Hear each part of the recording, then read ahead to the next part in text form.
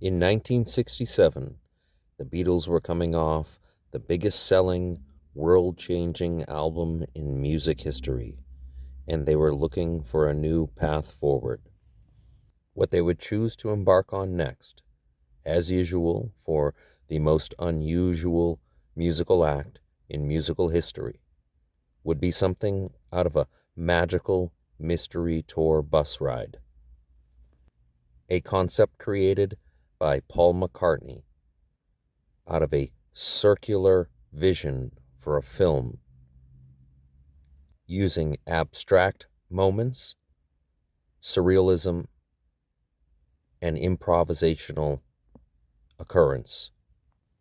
This is a deeper look at the album the band put out to American audiences, sometimes hidden in their giant universe and history. A universe so big with so many threads that even an album such as The Magical Mystery Tour by the Beatles can sometimes be a lost gem. The album opens with the title track and then goes into one of the most known and beloved Beatles tracks in history. The Fool on the Hill, Paul McCartney's possible response to John Lennon's Nowhere Man. At this point, the audience is still in full Beatles Pepperland, with a new band and a new bus.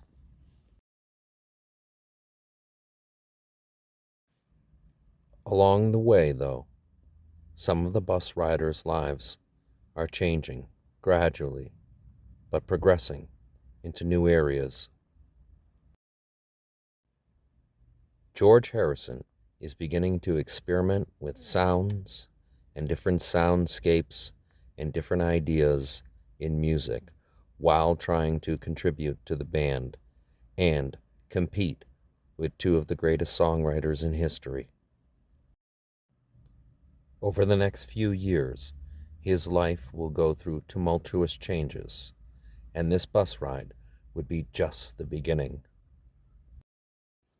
Ringo Starr would be starring in another film, an obvious natural to be in Hollywood films. He has the right look, he has the right personality. Every director and every actor would want to work with him. He's perfect for making films. The next character on the bus, though possibly indescribable, would describe this period of his creating songs to be one of his best periods. John Lennon's musical work between 1967 to 1968 appears to be like some sort of conduit to the musical gods. Arguably the most natural genius the world has ever discovered on a large scale. This album would see his song I Am the Walrus both beloved by fans and critics, and thrown away as nothing more than gibberish by him, but also praised at times of one of his great works. The Beatles were pumping out so many number one hits at this point in 1967 that as they released the Magical Mystery Tour EP to Europe and England and the Brits, over in America, they decided to make a larger album that filled it with a bunch of number one hits like Baby You're a Rich Man. Songs that reminded you of the circus-like soundscape from Sgt. Pepper, and this album still felt like perhaps you were in Pepperland on this bus ride going to who knows where.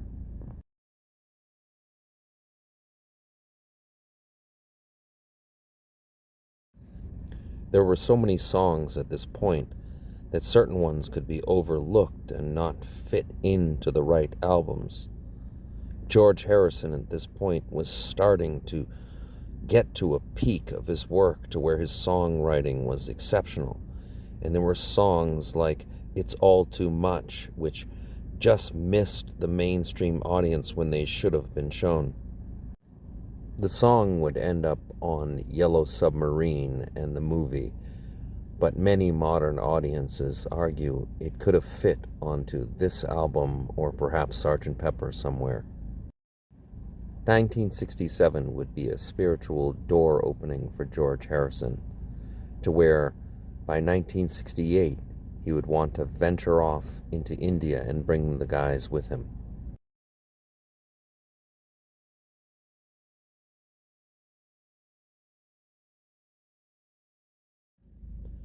Another number one hit with Hello, Goodbye would venture the Beatles into a territory unseen really by any band, where you could write a song about yes and no, and it would still be groundbreaking. The sounds of the song were still in Pepperland, and they were still experimenting wildly. Other bands of 1967 would try to do such things, but always seeming to come out sounding corny when they would approach attempting a song like this. How could Paul McCartney write such a simple song and it be so good?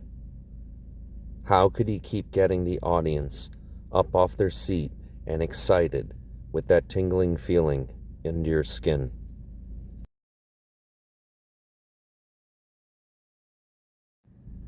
But the answer to this group lies in its deep history, its strange, organic profession of love. Each one of these young men had their own trials and tribulations along the way, growing up, losing some, finding some. Years later, some of the Beatles would say that this was the end of the Beatles, and they were already broken up by this point.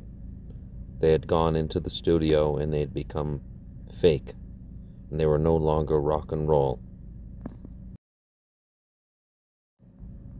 But around the world, the Beatles' message of love was a new religion. People were buying into it, and by 1969, it would encapsulate the entire world. An entire new myth was being born to the world, and everyone could see it for themselves, now in Technicolor. And this magical mystery tour housed some of the greatest songs of 1967.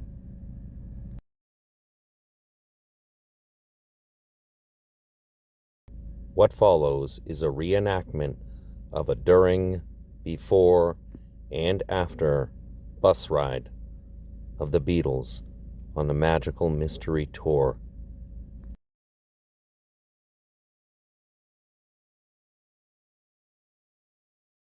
Is he still asleep? I'm not sure. I bark at him. I wonder if it's a cosmic dream. One of the type from the future yesterday.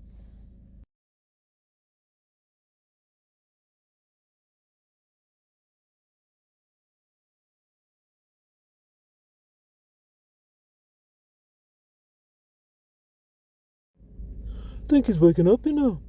Ask him if it was like a cosmic dream. Was there a song in your dream? Was it cosmic?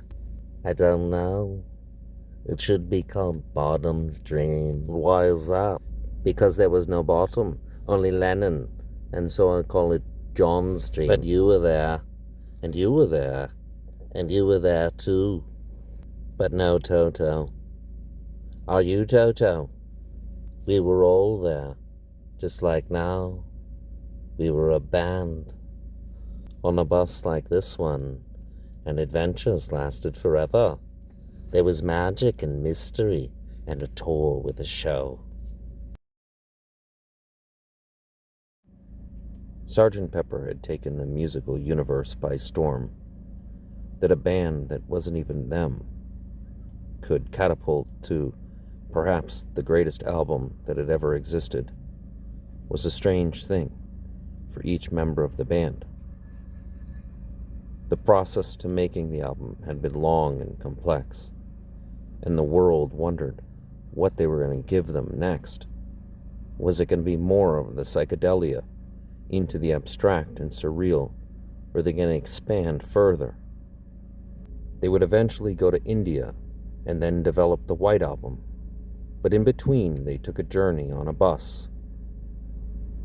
And with that trip and the footage that came with it, America, at least, got a full album that had some songs that were a part of the Sgt. Pepper project and a handful of new songs as well as big hits. After A Day in the Life, no one was really sure what to expect from the Beatles coming forward. They could experiment in all directions, it seemed.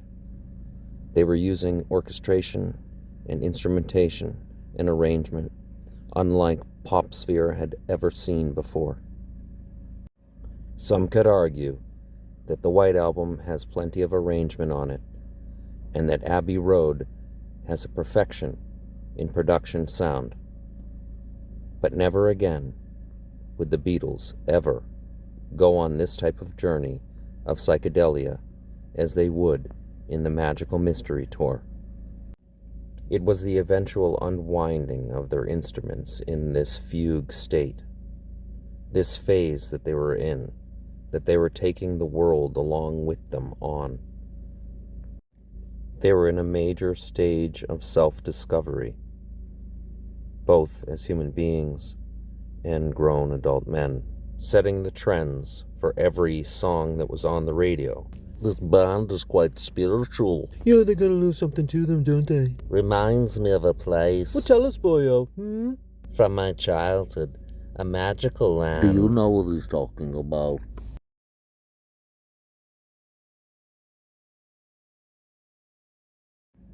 The Beatles had gone on to make the greatest album ever, and two of the biggest songs associated with the creation of the album had never even made it onto the project.